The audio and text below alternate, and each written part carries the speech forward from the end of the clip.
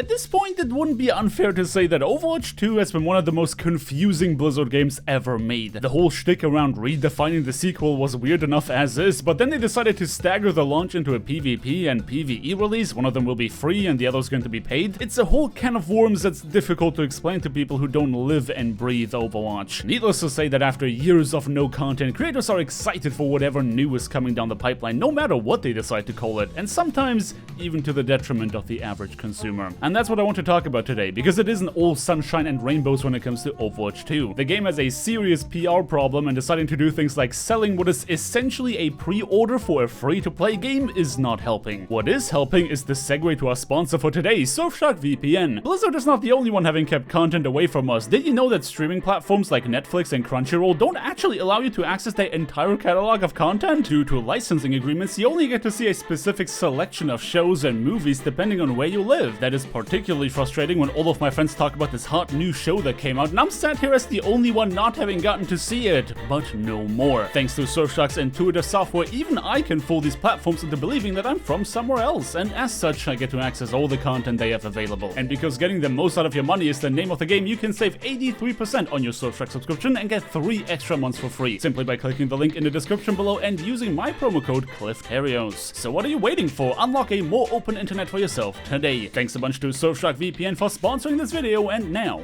onto our standard programming. During the most recent reveal event, Blizzard has dropped some absolute bombshells on us. There is another beta coming on June 28th, the full PvP package is coming to the masses on October 4th, and they have laid out a roadmap detailing what we can expect for the future, and the future is looking bright, my friends. If you have been playing any modern free-to-play shooters that have gotten popular in the last few years, you can basically imagine that Overwatch is finally catching up to those. They are doing away with the whole loot box system in favor of a battle pass, so we can expect new content in 9-week intervals, and of course, the entire of the PvP portion is going to be absolutely free to play. The Junker Queen is making her way into the game come June 28th with the next beta, and the early access launch on October 4th will also see a new support hero who seems to be thematically built around the idea of a spirit fox. But hold on a second, early access? Yeah, you heard me right. The worst decision that Blizzard has ever made in regards to this product is calling it a sequel. Because when it comes to video games, the word sequel comes with very specific expectations, and what they are doing is more akin to an expansion. Again, something that we know and understand in the gaming space. Ever since the reveal in 2019, Blizzard has had to combat the notion that Overwatch is not a real sequel because it doesn't neatly align with what we know a sequel to be. Rather than continuing that losing battle, it seems like they are now trying to salvage the situation. Calling the PvP release early access is going to give them a buffer to save them from the impending criticism that would have come their way with a PvP only release, where consumers who didn't follow this game's development for the past 3 years will be rightfully confused about why this release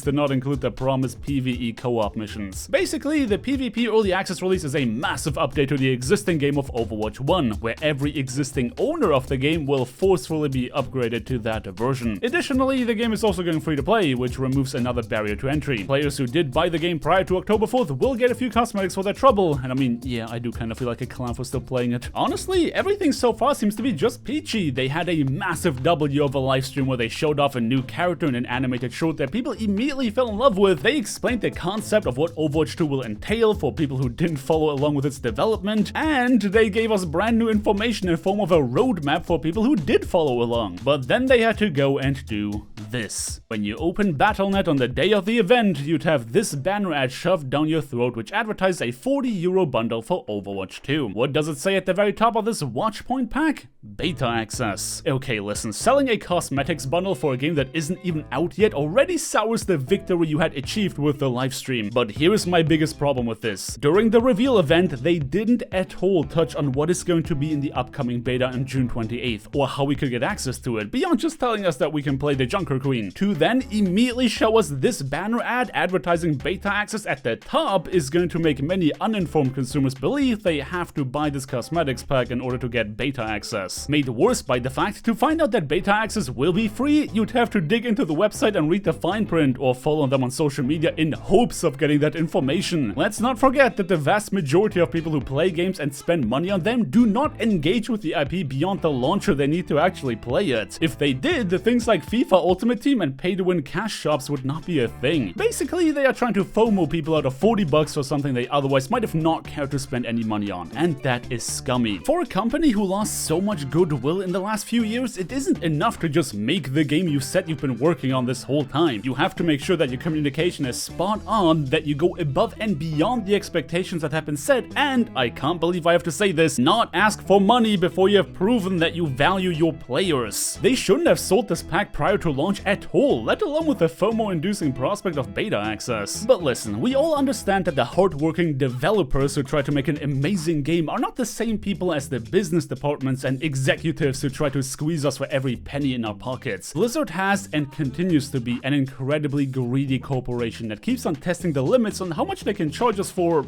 anything, basically. I am not saying that them doing this was unexpected, but I am saying that this is a really shitty thing to do and we should address it as such. And if you're an existing Overwatch player thinking nobody would actually get confused by that, let me point you towards content creators immediately having to fight that battle in Blizzard's stead on social media, explaining to people that beta access is free and won't be gated behind this purchase. Nobody would get confused by that, huh? But because confusing casual fans of the franchise was not enough, Blizzard also doubled down and screwed with existing owners of the game who kept playing despite the fact that there had been no new content in years. Once again, digging into the forums, we have confirmation that anyone who already owns the game is not getting a rebate on the Watchpoint Pack, despite the reason why it costs 40 bucks being because the base game of Overwatch 1 is included in its price. Again, not surprising, yet still a big middle finger to an incredibly loyal fan base. Listen, the reason I want to talk about this is because I saw very few content creators talk about how incredibly shitty any of these things are. And I get it, we have been starving for content and we don't want to see the bad things in light of all the amazing things that the actual developers have put into Overwatch 2. Though let's not forget that the last time we got a new hero was 2 years ago. If they had continued with the hero release schedule of giving us 3 new ones every year, we'd be seeing 6 new characters minimum in the game right now. And yet the PvP is gonna drop with only 3? That is gonna rub a lot of people the wrong way. I don't think we should dismiss this criticism only because we are happy to finally get new content. Battle passes are not the gold standard of consumer-friendly monetization either, and I think people should be allowed to say that without getting dismissed as a hater. There absolutely have been cases where battle passes were made unnecessarily grindy to incentivize spending money to level them up. There absolutely have been cases where developers stuff these things to the brim with garbage cosmetics nobody wants just to hide the only thing worth getting at level 100. And the whole concept of paying money for the privilege to unlock something through gameplay just rubs many players the wrong way. Which, if this is the only form of progression in a game, which it appears to be in Overwatch 2, is an absolutely fair piece of criticism. Though hey, it's great for retention, it apparently makes enough money to be worth doing, and fans of the game by and large really love to have that system in place, so I can see why they did it. But a lot of great games have come out ever since Blizzard management decided to abandon Overwatch 1. The sequel needs to do more than delivering the bare minimum. It needs to be honest and fair. Deliberately confusing people who didn't stick around to play an abandoned game in favor of all these other actually maintained live services just to squeeze 40 bucks out of them is crappy. And we shouldn't excuse that for whatever reason. But let's just set one thing straight here. The developers who actually make the game are pouring their heart and soul into this product. After having played the first beta, there's no doubt in my mind that Overwatch 2 will be a phenomenal game. And on the back of their decision to go free to play, along with their plan for a 9-week update cadence, I can see this IP coming back in a big way. So it is important for us to direct our criticism at the right